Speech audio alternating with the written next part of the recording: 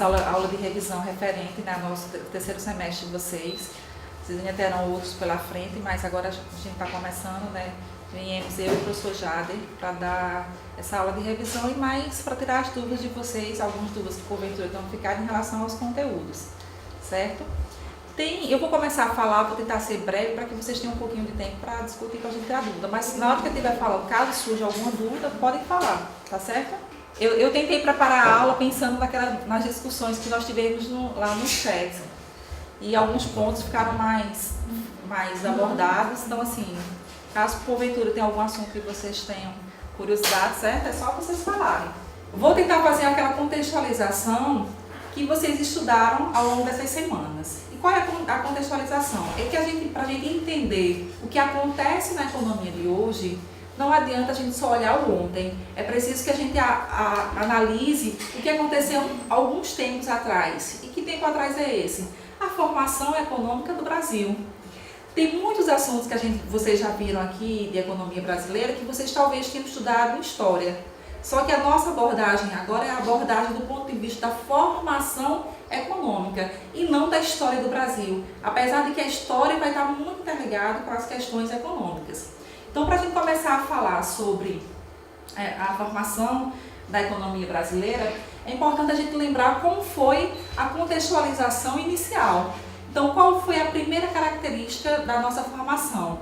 A ideia de sermos uma estrutura econômica voltada para o mercado externo e se especializando na produção de um único bem. Esse momento, essa especialização em um único bem, aqui no Brasil a gente conhece como os ciclos econômicos. Nós tivemos vários ciclos. O primeiro ciclo começou lá com o pau-brasil, lembram de história? E o que acontecia com o pau-brasil? Havia a extração e o pau-brasil era enviado para onde? Para onde, pessoal? Ia para Portugal, né, e fazer toda a destinação para a Europa. Então, a formação econômica inicial do Brasil, ela é baseada aqui nesses ciclos econômicos, começou com o pau-brasil, e além da questão da monocultura, por nós termos grandes extensões territoriais, que vem lá das capitanias hereditárias, a gente também teve uma facilidade para a formação dos grandes latifúndios, e utilizando que tipo de mão de obra? Escrava, né? Então, essa foi a característica inicial. Lembrando que mão de obra escrava, ciclo econômico, mão de obra escrava, monocultura, é uma característica que está presente em quase todos os ciclos econômicos. A única exceção foi o ciclo do ouro, que a gente já teve uma mão de obra assalariada com a libertação dos escravos. Então, depois do ciclo do pau-brasil, a gente teve o quê? O ciclo da cana-de-açúcar. Então, como era a produção da cana-de-açúcar? Monocultora, utilizando a mão de obra escrava e tinha como destino final o mercado externo, sempre com essa característica. Depois do ciclo do açúcar, aqui é um exemplo da formação de um engenho, né? O engenho sempre tinha a sua estrutura. Claro que vocês conhecem mais de engenho do que eu, né? E quais são as características dos engenhos, né? Sempre o engenho, a casa do senhor, próximo a um rio, que era utilizado também como depósito dos rejeitos lá da cana-de-açúcar. Então, é sempre essas mesmas características. Depois do ciclo da cana-de-açúcar, existiram outros ciclos com menor representação na nossa pauta das nossas exportações. Mas depois da cana-de-açúcar, a gente teve o ciclo do ouro. Qual a característica do ciclo do ouro? Quem lembra?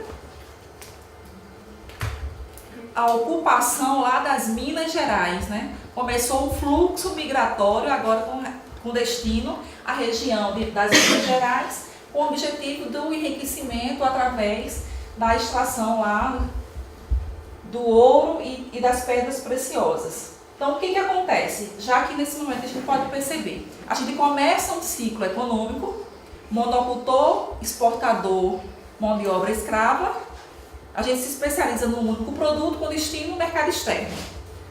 Esgotamento desse ciclo, surgimento de um outro ciclo. Característica: monocultor, exportador, mão de obra escrava. Qual que é o risco disso? Qual que é o risco que a gente tem quando a gente coloca todos os ovos na mesma cesta? Quebrar.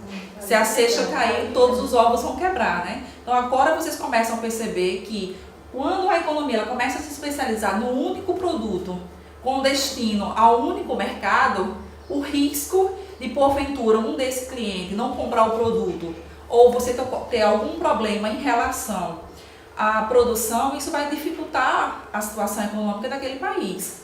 E era isso que acontece e é isso que a gente vai ver que acontece um pouco mais à frente, certo? Então, depois do ciclo do ouro, é importante a gente lembrar que quando o país começa a vender o produto para o exterior, ele vende e recebe em troca o quê? Com o que ele vende, ele consegue receber o dinheiro e comprar o produto importado. Lembra daquelas expressões que diz que tudo que é bom, antigamente, né? Tudo que era bom era que vinha de fora? Tudo que era bom era importado? Por quê? Porque a gente não produzia nada aqui no país, tudo vinha através das importações. Então o país precisava exportar para conseguir, com a venda do produto, conseguir comprar o produto lá de fora, através das importações.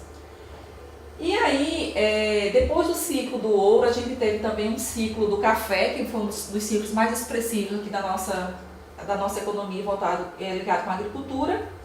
E o estado que teve maior facilidade em relação à produção do café foi o estado de São Paulo, porque reunia características climáticas, solo fértil para a produção do café.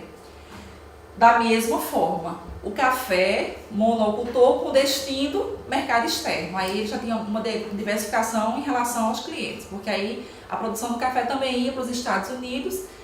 E o que acontece em relação ao café? Tudo aquilo que era produzido ia para o mercado externo. Quando um cliente, por exemplo, os Estados Unidos, entra em crise, o que ele faz? A gente perde o nosso maior cliente. E o que a gente faz com o café que a gente não vendeu? Consome, né? Mas a gente não consome só café. Nós precisamos de outros produtos para sobreviver, não é? Que vinham através das importações. E aí? Eu estou produzindo, mas não estou vendendo. Contrapartida, não estou comprando o importado, porque o meu cliente não está consumindo. E o que eu faço para resolver o meu problema? Nesse momento, nessa conjuntura da crise do café, a gente tinha um governo, Getúlio Vargas, que adotou como uma das estratégias comprar o excedente do café, ou seja, aquele café que os produtores produziram, colheram, mas não conseguiram vender, ele comprava com a intenção de, no período da entre-safra, fazer a oferta do café e o preço lá voltar para o seu equilíbrio, né? Baixar um pouco, já que no período da entre-safra o preço sobe. Mas aí a crise continuou. E como é que eu ia comprar o produto importado? Aí vem na nossa história a ideia de quê? Do processo de substituição de importações. Quem lembra do processo de substituição de importações? Anderson? O que foi esse processo de substituição de importações? Getúlio Vargas, ele promoveu esse processo para fortalecer o desenvolvimento industrial no Brasil. Porque quando teve aquela guerra, após a Primeira Guerra, os Estados Unidos, ele vendia muito armamento bélico, muita coisa para a Europa. Aí quando os países da Europa conseguiram promover a sua economia novamente, os Estados Unidos não estavam mais vendendo. E os Estados Unidos era o único país que era o nosso maior cliente. Aí quando ele não comprou, aí ocasionou aquela crise de 1930. Exatamente. E as consequências na década de 30. Então, o processo de substituição de importações nada mais foi do que a dificuldade que nós encontramos em relação a adquirir o produto importado. E aí a solução foi o quê? Passar a produzir internamente aquilo que antes vinha para o Brasil através das importações. Por isso que esse ficou conhecido como processo de substituição de importações. Na verdade, foi o primeiro processo de substituição, porque nesse momento o produto que passou a ser produzido internamente é aqueles produtos de bens de consumo duráveis. De bens de consumo, por exemplo, o tecido que antes vinha importado, os vinhos que eram consumidos aqui no país. Então passou-se agora a produzir internamente produtos de primeira necessidade. Qual foi o problema desse momento da nossa história? É que para produzir internamente, a gente produz para quem? para o cliente, né? Quem era o nosso mercado interno consumidor? Nós praticamente não tínhamos uma mão de obra assalariada. Então, olha o problema, produzir internamente para atender a demanda interna, porém o mercado interno não dava vazão a essa demanda porque a gente tinha uma mão de obra que estava recém-saída da escravidão. Então eram poucos profissionais que recebiam salário pelo trabalho que exerciam. Então nesse momento da nossa história, e lá em 1919, para vocês terem uma noção, os principais produtos que eram produzidos aqui internamente, a gente tinha o quê? Indústria têxtil, roupas e calçados e produtos alimentícios, ou seja, produtos de primeira necessidade. Então a gente não tem um processo de substituição, por exemplo, para a criação de uma indústria. Nós tínhamos um processo para exatamente substituir aqueles bens de primeira necessidade que eram consumidos pelo Brasil, aqui no Brasil. E aí a gente tem um período foi bastante polêmico, né, Anderson, lá no nosso chat, a Era Vargas e os efeitos da Era Vargas, tanto dos primeiros anos do seu governo, quanto do segundo momento, quando ele voltou democraticamente para gerenciar o Brasil. Então, o primeiro governo de Vargas, já nesse contexto do processo de substituição de importações, ele teve muita importância. Com a ideia de quê? Qual era a ideia que Vargas tinha em relação à indústria brasileira? Ele tomava medidas nacionalistas. E o que são essas medidas nacionalistas? Proteger o mercado interno e fortalecer. Certo. A partir de que tipo de recurso? Também esse processo de substituição de importações. Certo. E ele faz um investimento no setor industrial. Certo. Então a ideia de Vargas com o nacionalismo era o quê? Era que a economia brasileira ela se desenvolvesse a partir de recursos próprios, a partir de recursos que fossem oriundos da própria sociedade brasileira. Então Vargas teve um papel muito importante nesse processo. Por exemplo, ele pegou lá o finalzinho do ciclo do café. Então ele resolveu comprar o excedente do café para não prejudicar os produtores, porque os produtores tinham colhido e precisavam vender. Qual foi a solução que ele adotou em relação ao café? Hein, pessoal, quem lembra? O que ele fez com o café que ele comprava? Como a senhora mencionou, ele armazenava para depois do período de safra, ele vendia por um preço menor e fazia um equilíbrio na balança comercial. Ele comprou o café excedente e esse café excedente, os produtores continuaram produzindo mais e ele comprando, já que havia garantia de compra do excedente, e os produtores produzindo mais. Chegou um momento que o Estado ele tinha muito café armazenado e o que ele ia fazer com aquele café? Então foi de Getúlio Vargas, foi no governo dele, a ideia de queimar o café. Aí por que ao invés de queimar o café, ele não doou esse café para a população? Seria mais lógico, né? Comprar. Exatamente. Quando ele queima, o que ele faz? Ele reduz a oferta, não é? Lembra que a gente estudou lá em Introdução à Economia? Quando reduz a oferta, o que acontece com o preço? Aumenta. O preço aumenta, não é? Então não adiantava ele ir lá e doar o café, porque se ele fizesse isso, aqueles possíveis consumidores não iriam comprar. E aí ele resolveu reduzir a sua oferta. E aí, passando esse processo, a gente chega aqui lá no processo de substituição, no primeiro governo dele, que foi lá de 30 a 34, e nesse momento o Brasil já estava mergulhado nessa crise que teve início lá todo mundo sentiu os efeitos da crise e o Brasil também. Então, por exemplo, no ano entre 31 e 32, as importações, aquilo que nós precisávamos comprar no mercado interno, estava mais ou menos um terço daquilo que a gente tinha comprado em 3 anos anteriores. Então imagine só a dificuldade que a gente estava enfrentando para comprar o produto importado. O mundo em crise, as empresas sem produzir e o país sem ter condições de ter reservas suficientes para comprar o produto importado. Então essa era a conjuntura. E aí em 37, Vargas, né, que a gente viu lá na parte do livro, né, em 37, Vargas, com o apoio das Forças Armadas, dá o golpe chamado Estado Novo. E a ideia do Estado Novo, em termos da economia, era a defesa da intervenção do Estado na economia. Então aí começam as primeiras sustentações em relação ao nacionalismo que nós vamos ver no período seguinte dele lá, quando ele volta ao poder em 51.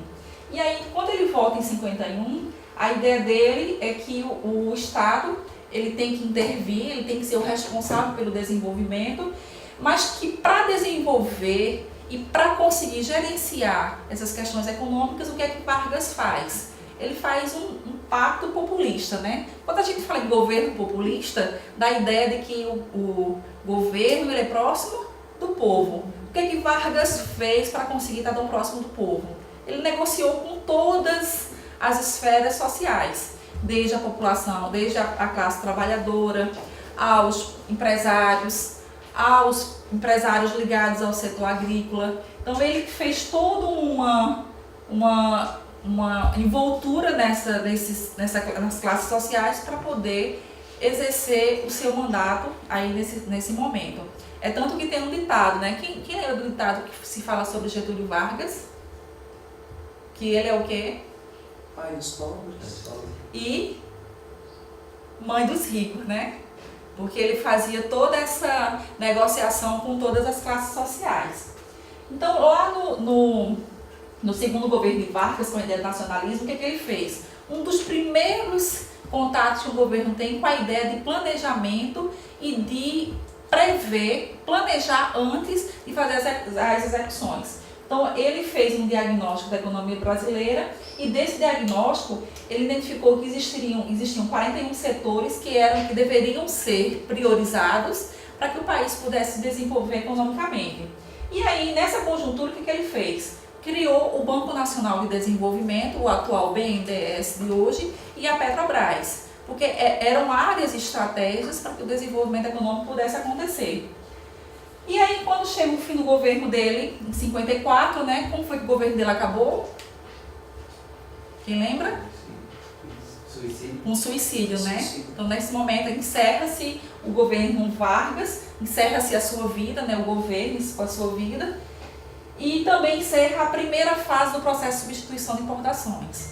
Depois de Vargas, qual é o próximo governo que a gente conhece na história econômica? JK. Qual foi o plano que JK estruturou para o Brasil? Abrir a nossa economia para o mundo. Também através do plano de metas, né? O plano de metas, né, foi o cargo-chefe do governo dele. Ele queria o quê? Ele planejou também, como Vargas tinha feito lá no segundo governo dele, e ele montou um grupo, o representante do BNDES, o representante do CEPAL. O CEPAL é uma comissão que existiu para estudo econômico da América Latina, e aí envolvia também o Brasil. E aí, desses estudos, lá em 53, constituiu-se a base do plano de metas. Qual era o slogan de JK? Desenvolver 50 anos e 5? Ou seja, 50 anos e 5. A ideia dele era que nos 5 anos que ele tivesse à frente do governo, o país ia desenvolver economicamente aquilo que se levou-se 50 anos para ser desenvolvido. Então essa era a concepção que ele tinha, que ele desejava agilizar.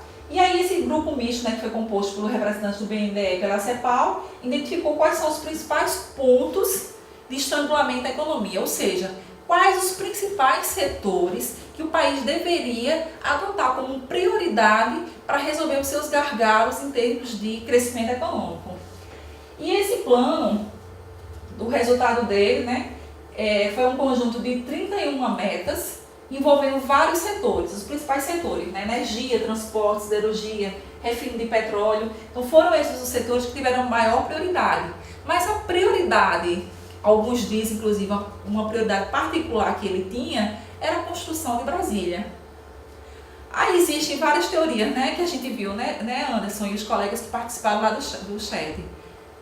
Por que ele resolveu construir Brasília lá na região centro-oeste e ainda levar com a Brasília a mudança na capital do país? Algumas teorias dizem que foi para povoar aquela região. Outras teorias dizem que era uma vaidade pessoal que ele tinha para deixar esse legado. Então, uma série de possíveis respostas giram aí em torno da construção de Brasília lá na região centro-oeste. Qual foi a característica do governo de JK, que Anderson já falou aqui hoje? Vargas tinha a ideia do nacionalismo. JK, qual era a ideia dele? Internacionalismo. Ou seja, trazer para o Brasil as empresas internacionais que já estavam em funcionamento. Então essas empresas passaram a vir produzir aqui internamente. Mas para essas empresas produzirem, o governo dava o suporte. Por exemplo, ele atraía uma empresa produtora de veículos, mas para garantir que o veículo fosse comercializado, as pessoas tivessem interesse, era necessário o quê? O veículo precisa de quê para funcionar?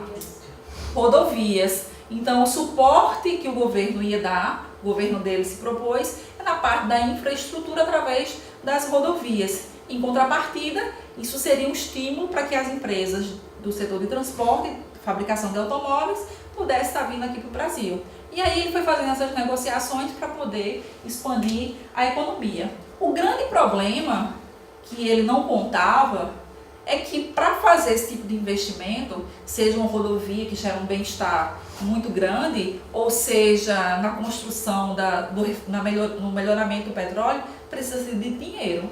E de onde vem o dinheiro que o Estado utiliza para financiar suas despesas? Empréstimos internacionais.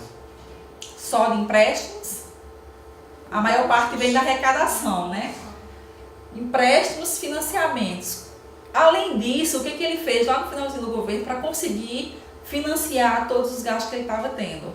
Ele usou uma estratégia que hoje não se pode usar mais, que é a emissão monetária. Vamos fabricar dinheiro ou desvalorizar a moeda para garantir que a gente tenha dinheiro suficiente para fazer frente a esses pagamentos. O que acontece quando a moeda é desvalorizada, pessoal, que nós vimos lá em Introdução à Economia? Inflação? É só lembrar a moeda como uma mercadoria qualquer. Se a oferta aumenta, o que acontece com o preço? Se eu tenho um excesso de moeda em circulação, quando a gente for analisar o comparativo dela, eu vou ter o quê? A oferta maior, ela vai se tornar mais valorizada. E aí a consequência vai ser inflação. Então, essa estratégia não é a melhor estratégia, nem se pode mais usar hoje, né? E aí, lá na ideia de JK, foi a ideia do capital estrangeiro, né, como o Anderson colocou, os oligopólios que vieram fazer parte aqui da nossa economia. E aí um novo processo para dar atendimento às novas indústrias, mas aí a gente continua ainda na dependência financeira e tecnológica para o nosso desenvolvimento. Percebam que com o Getúlio a gente fecha uma fase de substituição de importações que está relacionada aos bens de consumo. Iniciamos uma outra fase que agora o automóvel, as indústrias de eletrodomésticos, são os bens de consumo duráveis. Mas para fabricar esses bens, as empresas precisam de quê? Matéria-prima, precisa de que mais? Insumos, mão de obra e tecnologia, que vem de onde? Do capital. E aí é o setor que a gente mais depende das importações. Então a gente começa a ter um processo de substituição de importações, só que agora setorizado. Antes era bens de consumo, depois passou a ser bens de consumo duráveis e aí, em seguida, a dependência por bens de capitais, certo? Bem, chegando lá na década de 60, né, saindo lá do governo de JK, entrando na década de 60, o que acontece em termos de destaque na década de 60? Nós passamos por duas mudanças drásticas na nossa sociedade. Uma foi um problema econômico. Nós começamos a sentir o reflexo das políticas econômicas adotadas nos governos anteriores. Entramos numa crise. A outra mudança foi a mudança política. Nós saímos de um regime democrático e entramos numa ditadura com um golpe militar de 1964. Mas o que aconteceu nesse interino? Em termos políticos, né, todo aquele reverso que houve em relação ao governo do presidente Jânio Quadros, que renunciou de forma inesperada. Inclusive, algumas teorias das conspirações dizem que ele renunciou achando que a população iria às ruas e iria pedir para que ele continuasse no governo. E aí ele acabou tomando essa decisão, mas que acabou sendo frustrado porque esse fato não aconteceu na prática, né? Mas enfim, são teorias. Inclusive, alguém lembra ou conversou com algum... Nossos avós é que contam essas histórias, né? Qual era o slogan de Jânio Quadros para se eleger? A ideia de varrer a corrupção que os governos anteriores tinham deixado. Aí qual era o instrumento que ele usava? A vassoura, né? Então era o problema da inflação que a gente começa a vivenciar nesse momento, e aí o problema da corrupção que existia nos governos anteriores. Então, para vocês terem uma ideia, nesse momento a inflação ela chegou às taxas de 90% ao ano, lá em 1964. Então, quando vem o golpe militar, a ideia do golpe militar, a todo custo, é melhorar a situação econômica do país. E nesse quesito eles de fato conseguiram. Nós conseguimos vivenciar períodos de taxa de crescimento de 10% ao ano. Isso, por período recente, isso é impossível de acontecer. Impossível não, né? Mas é muito distante de acontecer. Mas eles conseguiram. Mas aí com toda uma conjuntura por trás que a gente conhece dos nossos livros de história, né? A história mostra isso aí. Então, com o governo militar, a gente teve o quê? A gente teve um outro plano econômico, que é chamado PAEG, e para conduzir esse plano, o objetivo principal dele era o quê? Combater a inflação e promover as reformas que levassem, de fato, o país ao crescimento econômico. Para combater a inflação, lembram também lá nos nossos chats que a gente teve sobre inflação? Para combater a inflação, eu preciso saber o quê? Qual é a causa, né? É como um remédio. A gente vai para o médico, diz que está com um problema, e o médico, diagnosticando qual é o problema, ele propõe a solução, né? Ele diz qual é o remédio que você deve tomar. A inflação é do mesmo jeito. Inflação, a gente viu que inflação é o quê? É aumento contínuo no nível de preço. Mas por que existe inflação? Se tem inflação, eu preciso saber quais são as causas da inflação. Então, nós estudamos, a gente tem inflação de demanda, inflação de custo, inflação inercial, e a gente precisa saber qual é o diagnóstico para propor o melhor remédio. Nesse momento, lá com o governo militar, o diagnóstico inicial da inflação é que os preços estavam aumentando porque havia excesso de demanda, ou seja, as pessoas estavam demandando muito produto, e quando a demanda é alta, o que acontece com o preço? A demanda alta. O preço aumenta, porque há um desequilíbrio entre oferta e demanda, né? A demanda sobe e a oferta fica proporcionalmente menor. Então a ideia dele é que esse excesso de demanda ele era ocasionado por quê? Todos os agentes econômicos estariam envolvidos. Primeiro, déficit público. O déficit público está relacionado ao governo gastando muito. Se o governo está gastando muito, ele está injetando muito recurso na economia. Então isso está facilitando, está aumentando a demanda e isso está fazendo com que os preços aumentem. Os salários estavam aumentando muito. E aí, salário aumentando, as pessoas têm renda. Se tem renda, aumenta a demanda. Outro fator, expansão do crédito. As empresas tinham acesso fácil ao crédito. Então, se tem o crédito, tem o financiamento, um crédito bancário, as empresas produzem mais, compram mais insumos, e aí começa a gerar o excesso de demanda. Então, esse foi o diagnóstico inicial do governo militar, para poder combater a inflação. E aí, a partir desses diagnósticos e do próprio PAEG, vieram as reformas apresentadas. Uma reforma foi a reforma tributária. A ideia da reforma tributária era aumentar a arrecadação, e de fato foram criadas novas categorias de impostos para dar vazão às despesas do governo.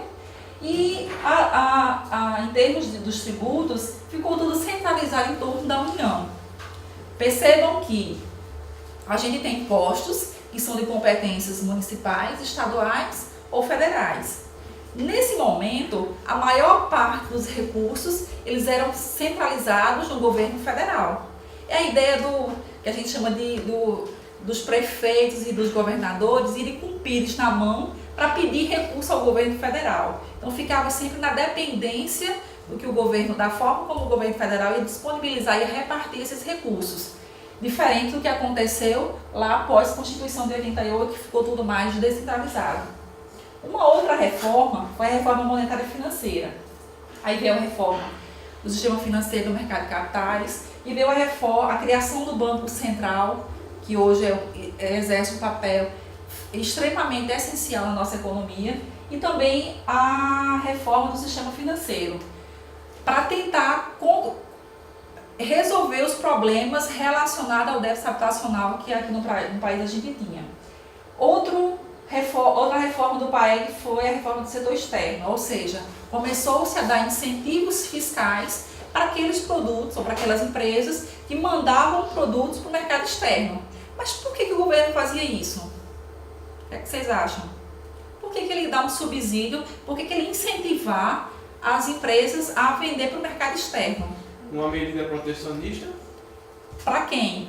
Para o mercado interno, para as indústrias, exportar mais e ter um equilíbrio na balança comercial, adquirir um superávit. A entrada do dólar. Exatamente. Porque se as empresas elas estão exportando, o país está vendendo para fora e está recebendo o quê? Moeda estrangeira. E aí eu preciso ter uma reserva de moeda estrangeira para me fazer frente às minhas demandas do mercado, às minhas demandas de importações. Então começou a incentivar as exportações e aí para controlar as importações, qual foi o mecanismo que ele utilizou? Tarifas de importação. Ora, se eu compro um produto importado, ele custa lá $2 e tem uma tarifa de 100% sobre o produto importado, melhor eu deixar para comprar o nacional, né? Se existir o nacional de forma disponível. Então aí foram essas as reformas que ele promoveu para melhorar a comunicação com o setor externo. Nesse momento do governo militar, como a economia, o governo militar a todo custo conseguiu melhorar a situação econômica. Então nós crescíamos a uma taxa de 10% ao ano. Esse período ficou conhecido na história como um milagre econômico, essas altas taxas de crescimento. Porém, nesse período, foi um período onde o governo também elevou muito o endividamento externo, ou seja, a dívida que estavam sendo contraídas em moeda estrangeira. Nós começamos a receber muita moeda estrangeira, oriundo de todo o processo que estava acontecendo no mundo, porque não adianta a gente estudar a economia de um país sem conhecer o que está acontecendo no resto do mundo. Então, naquele momento, existiam muitos capitais disponíveis no mundo e o Brasil se aproveitou dessa fase para atrair esses recursos para aqui para o Brasil. Mas qual foi o norte que o governo militar deu? Nós contraímos empréstimos, mas a grande maioria desses empréstimos vinha para o país para formar a reserva. É a mesma coisa que você, uma pessoa física, pedir um dinheiro emprestado para colocar na poupança. Então, para vocês terem uma ideia, nesse momento, a dívida externa ela cresceu em torno de 9 bilhões. Só que desses 9 bilhões que entraram no país como moeda estrangeira, 6,5 bilhões se formou-se em reserva. Então, a gente não estava utilizando, mas guardando esse dinheiro. Qual foi o preço que nós pagamos? Quando chegou os anos 70, ainda no governo militar, após esse auge do milagre econômico, onde o mundo passa a vivenciar 2 choques do petróleo. Alguém já ouviu falar sobre esses choques do petróleo? A guerra do mundo árabe. Pois é, o que foi que os produtores de petróleo fizeram? Aumentaram o preço do petróleo. Não, eles não aumentaram o preço não. Eles simplesmente reduziram a oferta. É o cartel mais famoso que existe, né? O cartel legalizado, porque eu acho que vocês cartel lembram outra coisa, né? O cartel da OPEP, Organização dos Países Produtores e Exportadores de Petróleo. O que eles fizeram? Resolveram reduzir a oferta de petróleo. Diminuíram o nível de extração. Se diminuir a oferta, o que acontece com o preço? O preço sobe. Então, 2 choques do petróleo. Um em 73 e um outro em 79. Imagine as economias que são dependentes da importação do petróleo. O que elas fizeram? Se o petróleo é o que move toda a produção, tinha que continuar comprando petróleo. Mas agora o petróleo estava sendo pago um preço bem superior ao preço de outrora. E aí começaram os problemas e aí começou-se a usar as reservas internacionais para fazer frente a essa nova despesa relacionada ao aumento do petróleo. Além disso, aumento do preço do petróleo. Além disso, para resolver esses problemas da década de 70, o que o Brasil fez?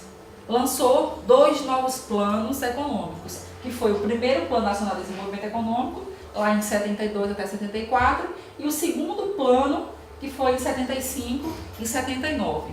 Então, o que acontece? O que aconteceu no primeiro Plano Nacional de Desenvolvimento?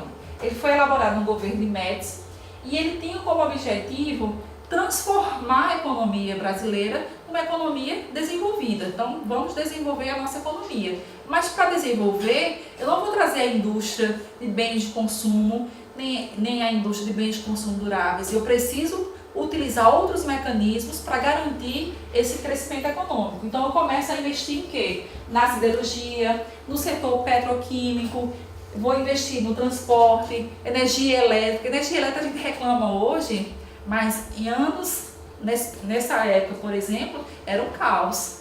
Então era tudo muito mais restrito, a gente não tinha tanto, era tudo o acesso era tão difícil que poucos tinham acesso, por exemplo, à energia. Então vamos investir em energia.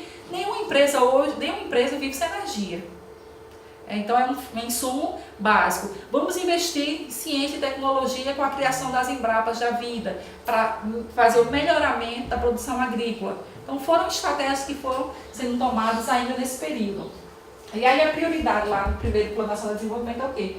Os investimentos nesses setores, mas as áreas prioritárias seriam agricultura, saúde, educação, saneamento, pesquisa em ciência e tecnologia. Então aí vem a construção da Embrapa, porque se eu tenho uma agricultura, a agricultura ainda era o carro-chefe das nossas exportações. Então, se eu quero atrair moeda estrangeira, eu tenho que produzir aquilo que o mercado externo possa comprar. E nesse momento, o que nós tínhamos a oferecer ainda era a produção agrícola. Então, vamos priorizar esses setores. E a agricultura deu uma grande força para a entrada de moeda estrangeira aqui no país. Bem, em 73 a gente tem, né, o primeiro PND foi em 72, logo em seguida vem o primeiro choque do petróleo. E aí a ideia do choque do petróleo foi esse aumento do preço ocasionado pela redução na sua oferta. Como consequência desse momento, a gente teve que queimar as reservas, porque agora se eu comprava um produto que custava $1 e o preço aumentou para 2, eu vou agora ter que ter $2 para comprar o mesmo produto. Então aí começou-se a utilizar aquelas reservas que nós tínhamos juntado anteriormente. Em seguida, o governo tinha, diante dessa conjuntura de crise, ele tinha duas opções. O que acontece? Acho que foi uma pergunta que alguém fez lá em macroeconomia, foi introdução à economia. O que acontece quando você tem um nível de consumo e você perde o emprego? O que é que você faz? Você reduz seu consumo, né? Era mais ou menos o que eles estavam vivenciando aí. Então, qual era a ideia? Eu vou fazer um ajustamento, vou reduzir o meu consumo, vou reajustar a minha demanda, ou eu vou fazer novos gastos, novos investimentos para tentar recuperar esse investimento mais à frente. Então, essa era a conjuntura que o governo tinha, a decisão que o governo tinha para enfrentar naquele momento. Então, entre o ajustamento e a ideia de financiamento para dar sustentação ao crescimento econômico, o governo resolveu optar pela segunda opção, que foi o financiamento. E aí, ele lançou o segundo PND. E a meta do segundo PND era voltar o crescimento econômico na casa dos 10% ao ano e promover o crescimento industrial, mas só que agora, não mais nas indústrias de bens de consumo ou bens de consumo duráveis, mas sim na indústria de bens de capital. Ou seja, vamos investir pesado agora nos bens de capital, porque são esses bens que vão dar sustentação à indústria. Então a ideia era essa.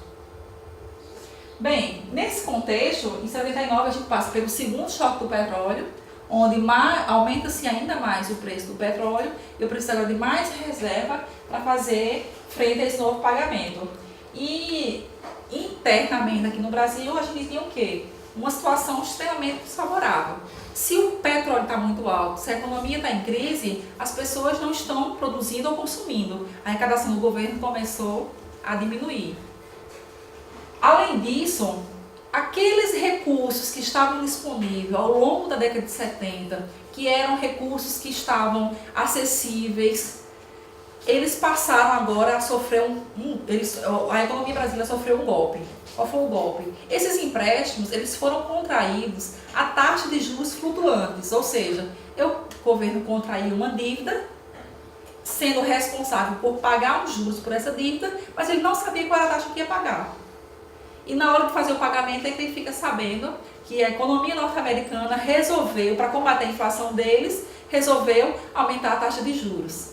Como consequência, nós agora temos que pagar mais juros, precisamos de mais reserva para fazer frente a essa nova dívida.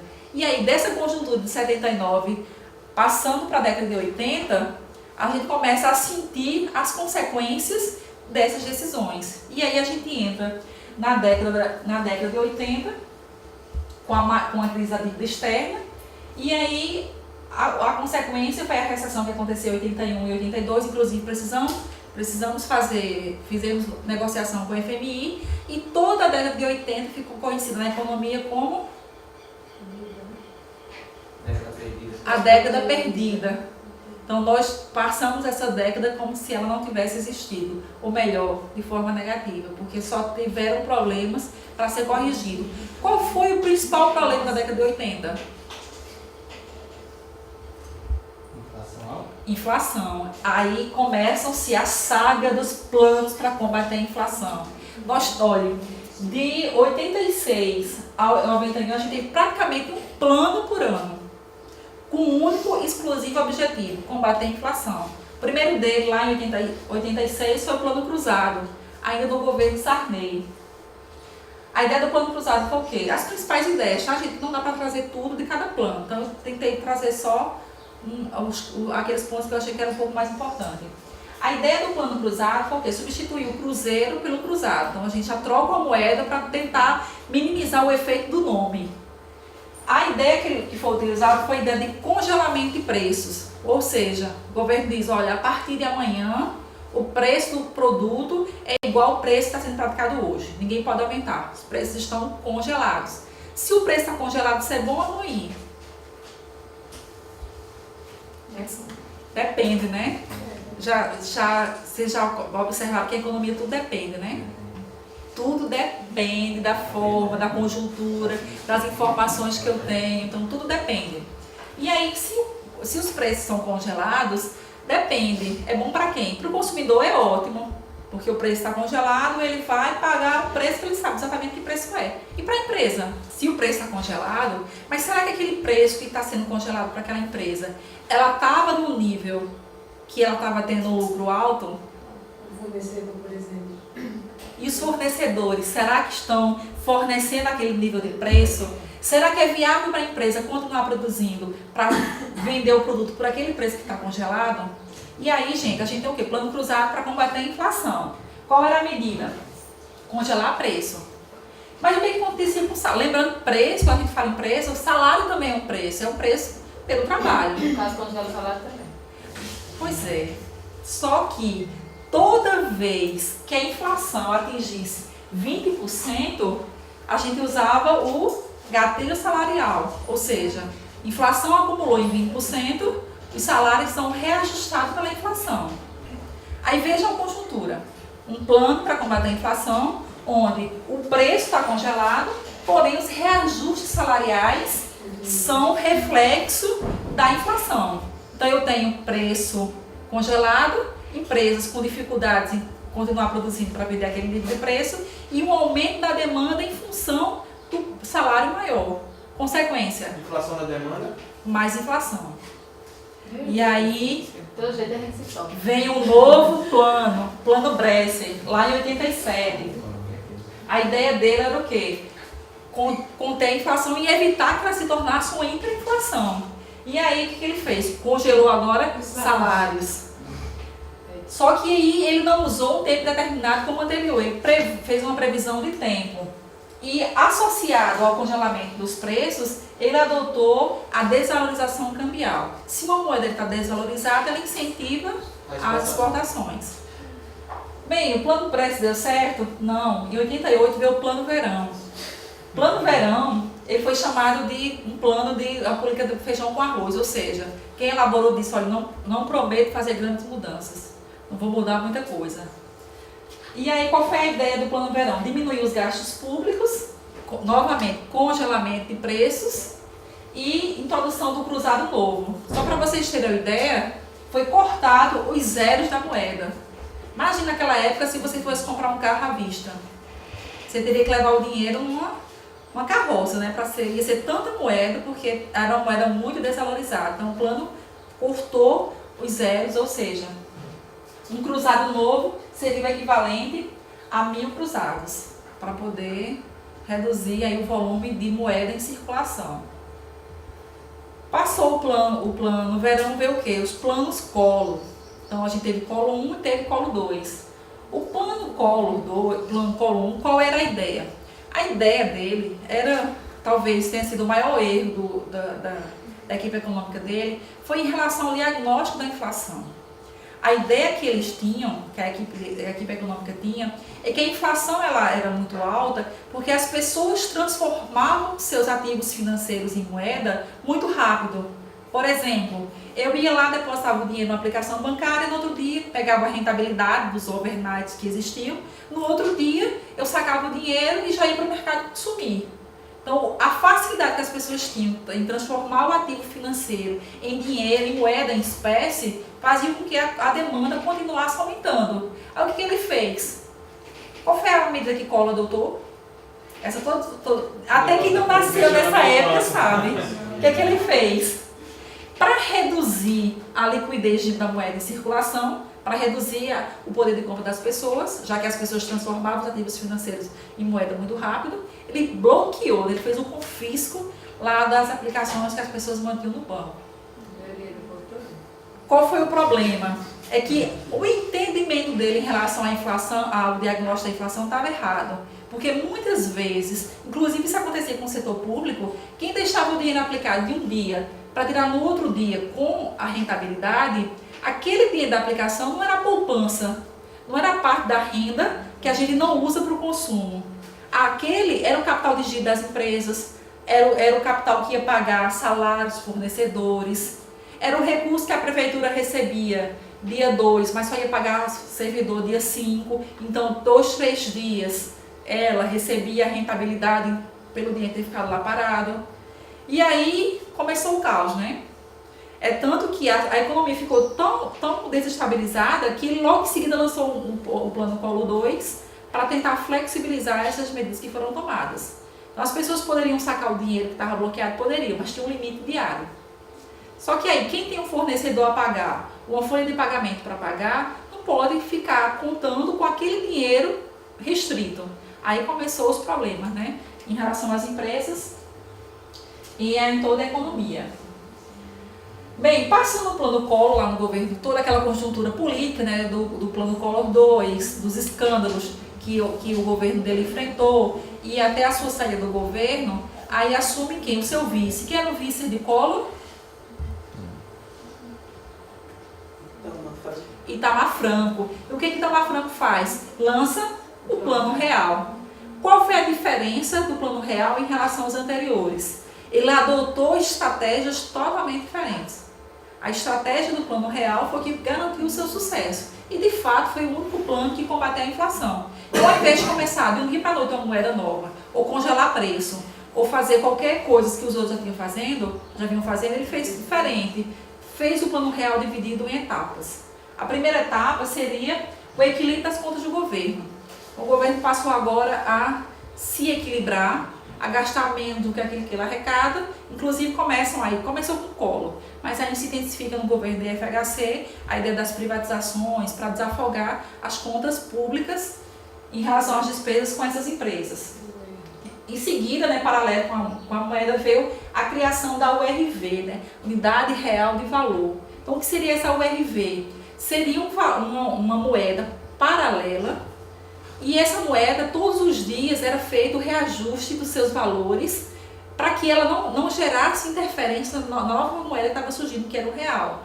Aí, quando o Plano Real começou mais ou menos em fevereiro, a moeda real só veio sair de fato em julho. Então, nesse meio termo, aqueles problemas que os planos anteriores tinham, a URV ela foi absorvendo, e quando o real chegou, ele chegou zerado. Ele chegou sem carregar nenhuma informação dos problemas anteriores, porque a URV absorveu todos eles. E aí começa-se o Plano Real, que de fato alguns é o plano que de fato conseguiu combater a inflação, e aí toda uma série de consequências que ele vai gerar, especialmente em relação à situação da sociedade, né? As pessoas criticam o governo por isso, por aquilo, mas a inflação é um problema que toda a sociedade enfrenta. Então, combater a inflação gera benefício em toda a estrutura societária que um país pode estar vivenciando. Mesmo que ele não tenha conseguido atingir alguns objetivos ou tenha causado alguns desconfortos em relação a algumas políticas que poderiam ser mais flexibilizadas. E aí, passando-se esse primeiro momento do governo de Itamar com o Plano Real, a gente entra no segundo mandato do governo FHC, e aí nesse momento começa a surgir uma nova conjuntura, que é a conjuntura que a gente conhece hoje. No governo anterior, a gente tinha o quê? Ele, além de criar o RV, além de criar o Real, além de melhorar a estrutura das empresas com as privatizações, ele utilizou um instrumento novo, que foi o instrumento da taxa de juros. Para vocês terem uma ideia, nesse momento, no início do Plano Real, a nossa taxa de juros era mais ou menos, aproximadamente, 50%. Imagine você viver numa economia com essa taxa de juros tão elevada. Mas qual era a vantagem? Se os juros é alto, eu desestimulo a indústria produtiva, o setor produtivo, mas estimulo o quê? Hein, Anderson? Foi pergunta sua lá no chat. Oi? Se o juros está alto, o que acontece com a economia? Se o juros ela diminui? A produção, não é? É. E o setor financeiro? Ele ganha com isso e circula mais moeda externa. Ou seja, começa a atrair capital estrangeiro, começa a aumentar as reservas. Com a taxa de juros elevada, as contas públicas ajustadas, a URV absorvendo os problemas da inflação e uma taxa de juros elevada, eu começo a atrair moeda estrangeira e começo a ter uma garantia de que a nova moeda que surge, ela tem força para manter uma valorização.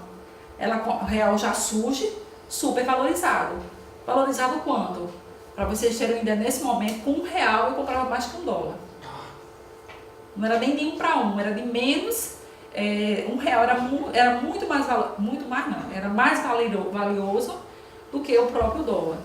Essa foi a conjuntura inicial do Plano Real, certo? No segundo mandato, diante de todas as conjunturas que o mundo estava vivenciando, inclusive com crises em economias parecidas com a nossa, como o México, como a Argentina, que estavam passando dificuldades para enfrentar as suas despesas, o segundo mandato do FHC lá, coincidentemente, final das eleições de 98, início do mandato dele em 99, ele adota a taxa de câmbio flutuante. Lembra da taxa de câmbio flutuante que nós vimos em disciplinas anteriores? O câmbio ele é fixo quando eu digo, é 1 para 1, 1 para 2, 3 para 1. O câmbio flutuante é o câmbio que existe hoje, que é aquele câmbio de oferta e demanda. O valor de uma moeda depende daquilo que entra e daquilo que sai. Então passou-se a adotar o regime de câmbio flutuante lá no início do segundo mandato dele e também adotar o sistema de metas de inflação, que é algo que até hoje a gente utiliza, que não foi modificado pelas normas e é muito bem visto porque analisa a economia. O que é o sistema de meta de inflação? Hoje nós sabemos quanto que o país pode gerenciar em termos de inflação para 2019 e para 2020. Hoje a nossa meta de inflação é em torno de 4,5, 4,75. Eu posso estar um ponto e meio percentual a mais ou 1,5 ponto percentual a menos, não tem problema. Eu não posso extrapolar. E como é que eu não extrapolo, professora? Aí entra a atuação do Banco Central. O Banco Central ele começa a analisar a conjuntura econômica e analisar o quê? A inflação está aumentando? Então começa a se utilizar os instrumentos que ele pode utilizar, onde o principal é a taxa de juros. A inflação aumenta, automaticamente o Banco Central, o Comitê de Política Monetária, que se reúne mais ou menos a cada 45 dias, analisa a economia e diz que taxa de juros vai ser praticada para combater a inflação, ou para evitar que a inflação aumente. Hoje a gente está com a taxa de juros em torno de 6,5%. Não sei se é 6,5% ou se é 6,75%. Por que a gente tem uma taxa de juros baixa? Porque neste momento a inflação está baixa. Primeiro sinal da inflação subir, automaticamente a taxa de juros vai subir. o comitê vai analisar que é um momento também da a taxa de juros, porque se os juros aumentam, eu começo a frear a demanda, seja a demanda pessoa física ou seja a demanda das empresas, que aí vão retrair os seus investimentos, porque o juros vai estar mais caro e não vai produzir mais. Além disso, a ideia de ampliação do superávit primário, né, que é o resultado do resultado positivo entre as despesas e receitas do governo, tirando o que ele paga com juros. Então, se a gente aumenta o superávit, eu estou dizendo o quê? Olha, eu estou fazendo um sacrifício maior porque eu quero ter mais receita. E aí ele fez isso e no governo Lula também foi adotada essa estratégia de ampliação do superávit primário. E nesse momento, quais foram as primeiras medidas do governo Lula? Praticamente a reprodução do que acontecia no governo anterior. Então, ele, em termos de economia, não foram feitas grandes alterações. Inclusive, quando ele assumiu a presidência, acho que antes de assumir, ele fez uma carta destinada ao mercado para falar sobre as suas intenções, porque naquele momento existia uma preocupação de que ele fosse fazer uma radicalização da situação das questões econômicas. Então, para proteger o mercado, ele sinalizou de que aquilo não ia acontecer. Então, lançou essa carta aberta ao Brasil. E aí, o que ele fez? A primeira medida foi renovação do acordo com a FMI, a meta do superávit primário foi elevada no governo dele para dar uma credibilidade para o mercado. E aí, ele conseguiu utilizar essas estratégias e manter essa credibilidade e esse ajuste em termos das políticas macroeconômicas. No governo dele, houve uma tendência à redução da dívida líquida externa que a gente tinha. Isso foi graças ao resultado positivo que nós apresentamos na balança comercial. Lembra da balança comercial de macroeconomia? Quando é que é a balança comercial dá um resultado positivo? Quando a gente exporta mais do que importa. Quando a gente exporta mais do que importa, ou seja, quando eu vendo mais para fora do que compro. Quando eu recebo mais de moeda estrangeira do que estou mandando moeda estrangeira para fora. Certo, pessoal? Alguma pergunta está à disposição.